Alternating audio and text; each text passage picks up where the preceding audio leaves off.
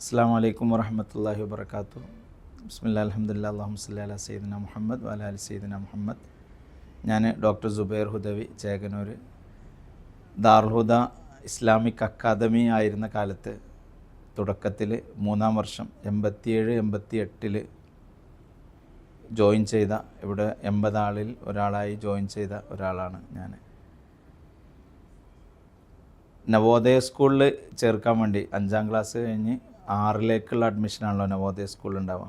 ആ 6ലേക്ക് നവോദയ സ്കൂളിൽ ചേർക്കാൻ വേണ്ടിയിട്ട് എൻ്റെ ഒരു ജ്യേഷ്ഠൻ അപ്ലിക്കേഷൻ ഫോം പൂരിപ്പിച്ചു കൊടുത്തു. അതിന് പരിശീലിക്കാൻ വേണ്ടിയിട്ട് സ്കോളർഷിപ്പ്, LS സ്കോളർഷിപ്പ് എക്സാമിൻ്റെ പുസ്തകം തന്നു. അതൊക്കെ പഠിച്ചുകൊണ്ടിരുന്നൊരു സമയത്ത് വലിയ ജ്യേഷ്ഠൻ, അല്ലാഹു ഗഫൂർ ലഹു, അദ്ദേഹം ഇന്ന് ലോകത്തില്ല, ഈ ദാറുൽ ഹുദയുടെ അഡ്മിഷനുമായി ബന്ധപ്പെട്ട് അറിയുകയും അങ്ങനെ അതിനപേക്ഷിക്കുകയും ചെയ്തു. രണ്ടിൻ്റെയും പരീക്ഷ ഒരു ദിവസമായപ്പോൾ രണ്ടും കൂടി പഠിക്കുന്ന സ്ഥാപനമാണ് ഇത് എന്ന രീതിയിൽ നവോദയനേക്കാൾ 2 ജ്യേഷ്ഠന്മാരും സംസാരിച്ച് ദാറുൽ ഹുദയ്ക്ക് പ്രിഫറൻസ് കൊടുക്കുകയും ദാറുൽ ഹുദയുടെ എൻട്രൻസ് എക്സാം എഴുതുകയും ഇവിടെ ചേരുകയും ചെയ്തു. ദാറുൽ ഹുദയിൽ ആദ്യത്തെ കാലത്തൊക്കെ മൊത്തത്തിലൊരു ആവറേജ് സ്റ്റുഡൻ്റാണ്. ആദ്യകാലത്ത് ഏറ്റവും ബാക്കിലായിരുന്നു. ഈ കാണാതെ പഠിക്കുന്നതൊക്കെ വളരെ പ്രയാസമുള്ള ഒരാളായിരുന്നു. ദാറുൽ ഹുദയാണ് നമ്മുടെ ഒരു ഐഡൻറ്റിറ്റിയെ, പേഴ്സണാലിറ്റിയെ, ഒരു കരിയറിനെ, ഒരു ജീവിതത്തെക്കുറിച്ചുള്ളൊരു വിഷനെ, കാഴ്ചപ്പാടിനൊക്കെ രൂപപ്പെടുത്തിയത് എന്ന് പറയാം.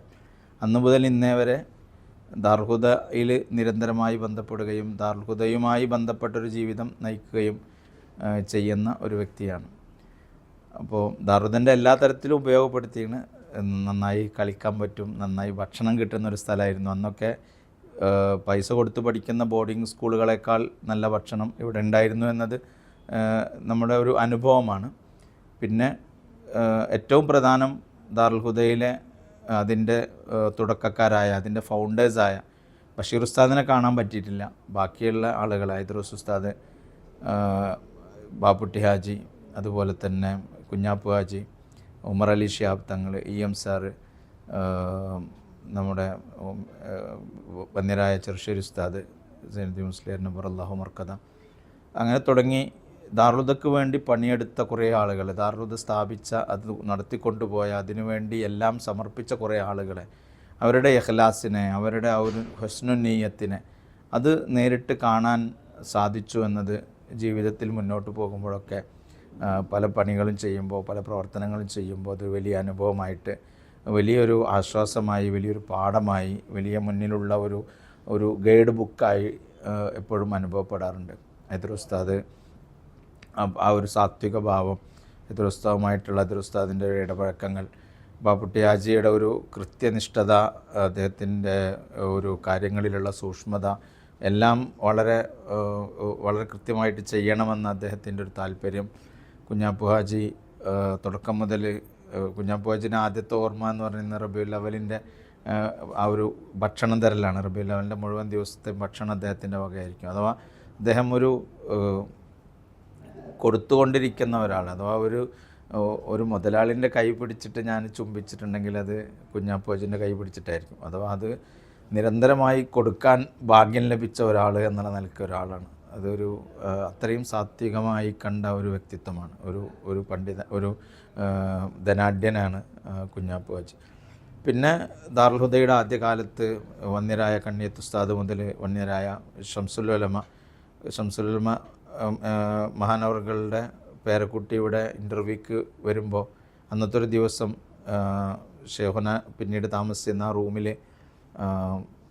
ഉസ്താദിൻ്റെ ഷംസുൽ ഉലമൻ്റെ ഒരു ഹാദിമായിട്ട് അന്ന് എന്തെങ്കിലും ആവശ്യമുണ്ടെങ്കിൽ എടുത്തു കൊടുക്കണം എന്നൊക്കെ പറഞ്ഞ് ചെയ്തു കൊടുക്കണം എന്ന് പറഞ്ഞ് ബാപ്പുട്ടി ഹാജി അന്ന് നിയോഗിക്കുകയുണ്ടായി. അതൊരു വല്ലാത്ത ഓർമ്മയാണ്.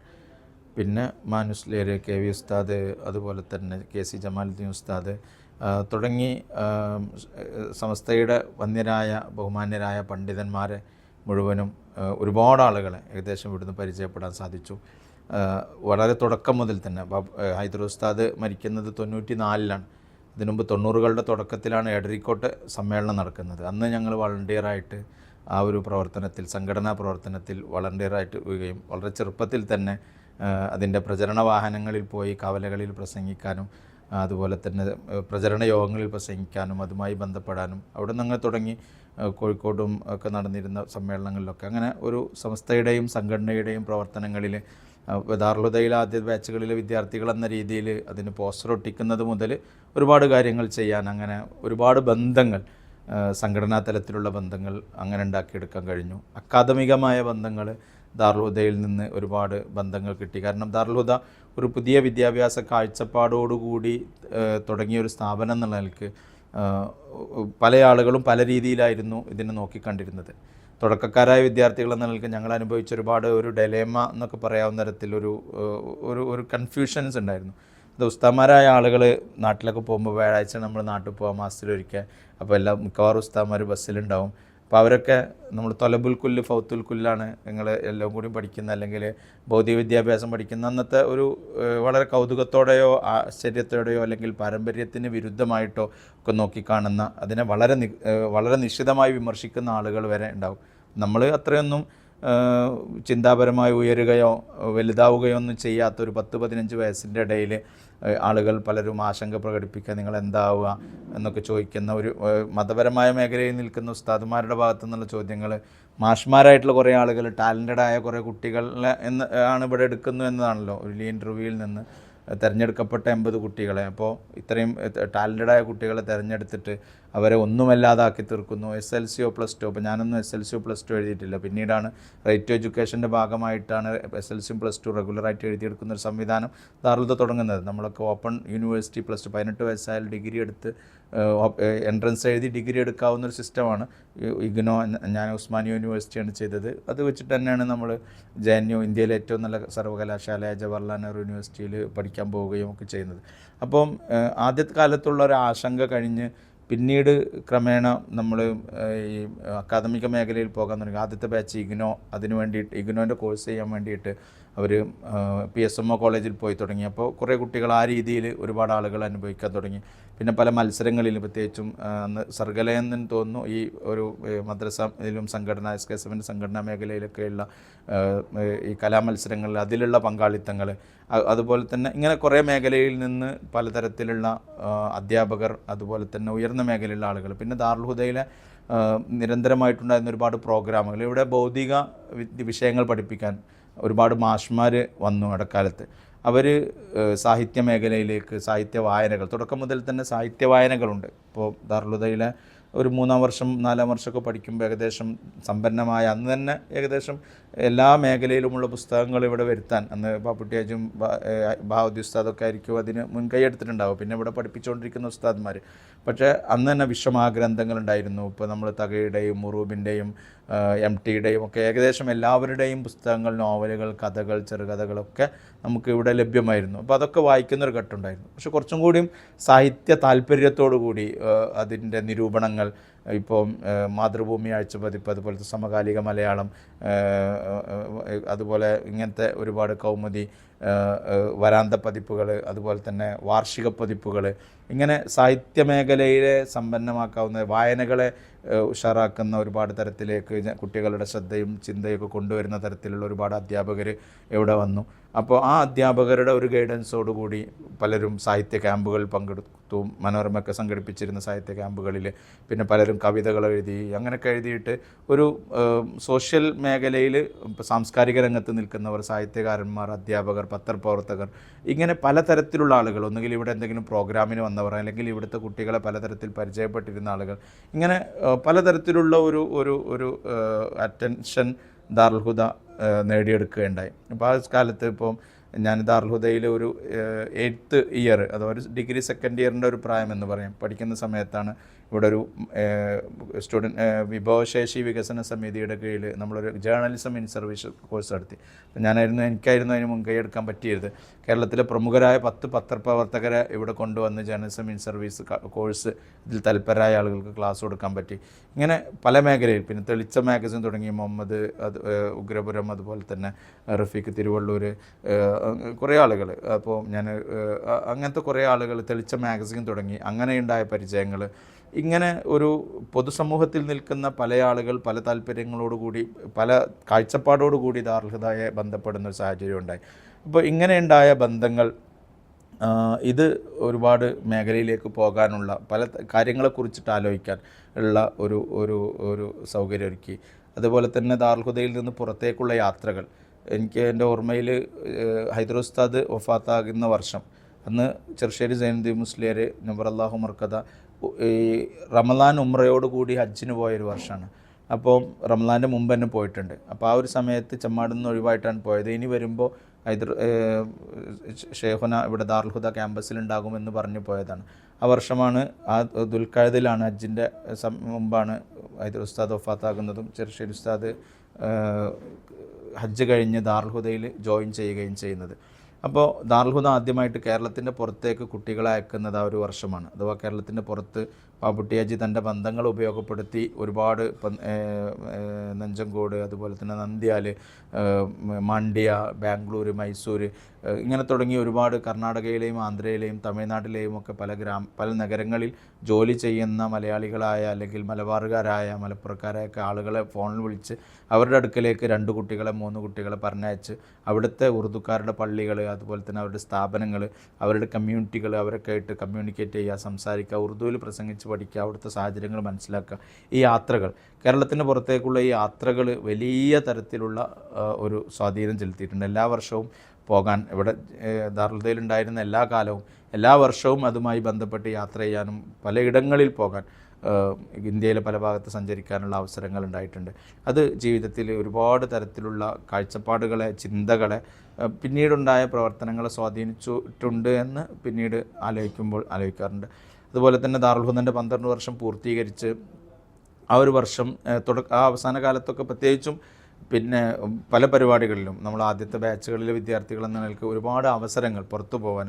ദാറുൽ 6ാമത്തെ വർഷം പഠിക്കുമ്പോഴാണ് ഇവിടെ ഉണ്ടായിരുന്ന ബാവസ്താദ്, അദ്ദേഹം പഠിത്ത് വഫാത്തായി, അള്ളാഹു മഫ്റത്ത് കൊടുക്കട്ടെ. അദ്ദേഹമാണ് ആദ്യമായിട്ട് ദാറുൽ ഹുദൻ്റെ ക്യാമ്പസിൻ്റെ പുറത്തൊരു പൊതുപരിപാടിയിലേക്ക് പ്രസംഗിക്കാൻ വേണ്ടി പറഞ്ഞേക്കുന്നത്. അവിടെ നിന്ന് ഇങ്ങോട്ട് ഒരുപാട് പൊതുപരിപാടികൾ, ദാറുൽ ഹുദയിൽ പഠിക്കുന്ന കാലത്ത് തന്നെ ഒരുപാട് പൊതുപരിപാടികളിൽ, സംഘടനാ പരിപാടികളിലൊക്കെ പ്രഭാഷകനായിട്ടും മറ്റൊക്കെ നിരന്തരമായിട്ട് പങ്കെടുക്കാൻ സാധിച്ചിട്ടുണ്ട്. അവസാനത്തെ വർഷം തിരൂർ പോളിടെക്നിക്കിൻ്റെ മുമ്പിലുള്ള പള്ളിയിൽ ഖത്തീബായിട്ട് വെള്ളിയാഴ്ച മാത്രം ചെന്ന് ഖുതുബ ഓതി വരുന്ന പ്രഭാഷണവും അറബിയിൽ ഖുതുബയും ഒക്കെ നിർവഹിച്ച് അങ്ങനെ ഒരു ബന്ധം ഉണ്ടാക്കാൻ ദാറുൽ ഹുദയിലെ ജീവിതം കൊണ്ട് സാധിച്ചിട്ടുണ്ട്.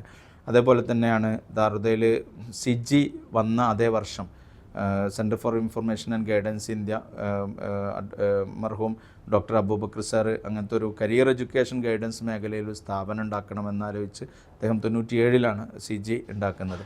ആ വർഷം അതിൻ്റെ ആദ്യത്തെ റിസോഴ്സ് പേഴ്സൺസ് പലയിടങ്ങളിലും ക്ലാസ് എടുത്ത കൂട്ടത്തിൽ ദാറുൽ ഹുദയിൽ കബീർ സാറ്, അദ്ദേഹം അലിഗർ അലൂമിനിയാണ്, ഡൽഹിയിലൊക്കെ ഉണ്ടായിരുന്ന ഒരാളാണ്. അദ്ദേഹം ദാറുൽ ഹുദയിൽ വന്ന് ക്ലാസ് എടുത്തിരുന്നു. പാപ്പുട്ടിയാജിയാണ് അദ്ദേഹത്തെ പരിചയപ്പെടുത്തി തന്നത് അന്നത്തെ ആ ഒരു സെഷനിൽ എന്നാണ് എൻ്റെ ഓർമ്മ. ആ ഒരു ക്ലാസ്സിലാണ് കരിയർ എഡ്യൂക്കേഷൻ, ഹയർ എഡ്യൂക്കേഷൻ, ഇങ്ങനത്തെ പല കാര്യങ്ങളെക്കുറിച്ചിട്ട് ചിന്തിക്കാൻ തുടങ്ങിയത്. ദാറുൽ ഹുദയിൽ തന്നെയാണ് ഹാഫിസ് മുഹമ്മദ് സാറുടെ ക്ലാസ് കേട്ടത്. ഹാഫിസ് മുഹമ്മദ് സാറുടെ ക്ലാസ്സിൽ നിന്നാണ് ജവഹർലാൽ നെഹ്റു യൂണിവേഴ്സിറ്റി എന്ന ആദ്യത്തെ ആ ഒരു വാക്ക്, അതിൻ്റെ ഒരു പ്രൗഢിയോട് കൂടിയുള്ള ഒരു ആളുകൾ ആഗ്രഹിക്കുന്ന, അദ്ദേഹത്തിൻ്റെ ഒരുപാട് ശിഷ്യന്മാരൊക്കെ അവിടെ പഠിക്കുക ഇതൊക്കെ ചെയ്തിട്ടുണ്ട്. അങ്ങനെ ഒരു ക്യാമ്പസാണ് എന്നുള്ള രീതിയിൽ അതിനെക്കുറിച്ച് അറിയുന്നത്.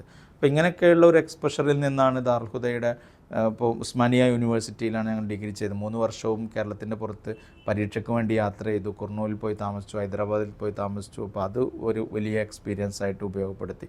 അപ്പോൾ ദാറുൽ ഹുദ ക്യാമ്പസിൽ നിന്നിരുന്ന ഒരുപാട് കലാമത്സരങ്ങൾ, ഹൗസ് മത്സരങ്ങൾ, ഇതിലൂടെയൊക്കെ ഉണ്ടായിരുന്ന ഒരുപാട് ഇൻസൈറ്റുകൾ, ഒരു ക്യാമ്പസിൻ്റെ ഒരു ആംബിയൻസ് നൽകുന്ന ഒരുപാട് ചിന്തകൾ, നമ്മളിൽ അറിയാതെ വളർന്നു പോകുന്ന ഒരുപാട് സാധ്യതകൾ, ഇതൊക്കെ ദാറുൽ ഹുദ ക്യാമ്പസിൻ്റെ ഒരു വളരെ വേറിട്ട ഒരു പ്രത്യേകതയാണ്.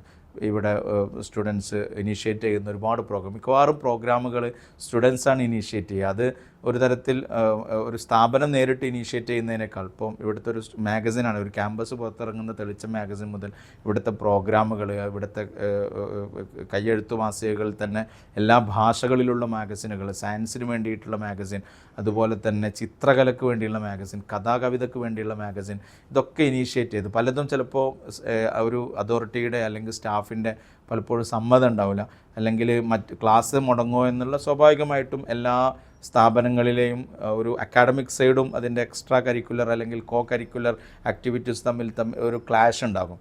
അപ്പോൾ സ്വാഭാവികമായിട്ടും ഒരു ട്രഡീഷണൽ വേയിൽ അധ്യാപകരൊക്കെ ക്ലാസ് റൂം ടീച്ചിങ്, അതുപോലെ തന്നെ പാഠപുസ്തകങ്ങൾ, ടെക്സ്റ്റ് ബുക്ക്, അതിൻ്റെ സിലബസ്, ഇതൊക്കെ ആയിട്ടുള്ള എൻഗേജ്ഡ് ആയ ആൾക്കാരായിരിക്കും. അപ്പോൾ അതുകൊണ്ട് ഈ ഒരു ക്ലാഷ് ഉണ്ട്. അപ്പോൾ സ്റ്റുഡൻസ് ചിലപ്പോൾ പിന്നിൽ നിന്ന് പ്രോത്സാഹിപ്പിക്കുന്ന പല അധ്യാപകരുണ്ടാകും മുന്നിലേക്ക് വരാതെ. അപ്പോൾ സ്റ്റുഡൻസ് ഇനീഷ്യേറ്റ് എടുക്കും, ചിലപ്പോൾ അതിന് വേണ്ടിയിട്ട് ചീത്ത കേൾക്കേണ്ടി വരും, ഇതൊക്കെ വരും. അപ്പോൾ അങ്ങനെ സ്ട്രഗിൾ ചെയ്തിട്ടാണ് ഇവിടെ ഒരു കോ കരിക്കുലർ ആക്ടിവിറ്റീസും അതുപോലെ തന്നെ എക്സ്ട്രാ കരിക്കുലർ അല്ലെങ്കിൽ ഒരു ആംബിയൻസ്, ഒരു ഇൻ്റലക്ച്വൽ കപ്പാസിറ്റി ബിൽഡ് ചെയ്യുന്ന ഒരു ആംബിയൻസ്. അതോടൊപ്പം തന്നെ ഇവിടെ ഇതിൻ്റെ മാഹോലിൽ ഇപ്പോൾ മജ്ലിസുകൾ ഉണ്ടാകും, മൗലിദ് ഉണ്ടാകും, റാത്തീബ് ഉണ്ടാകും, അദ്ദാദ് ഉണ്ടാകും, സിയാറത്തുകൾ ഉണ്ടാകും. അപ്പോൾ ഇതെല്ലാം മിശ്രിതമായ ഒരു അനുഭവവേദ്യമായ ഒരു ഇസ്ലാമിനെ അനുഭവിക്കാൻ സാധിച്ചു എന്നതാണ് ദാറുൽ ഹുദ ക്യാമ്പസ് നൽകിയ വലിയൊരു അനുഭവം.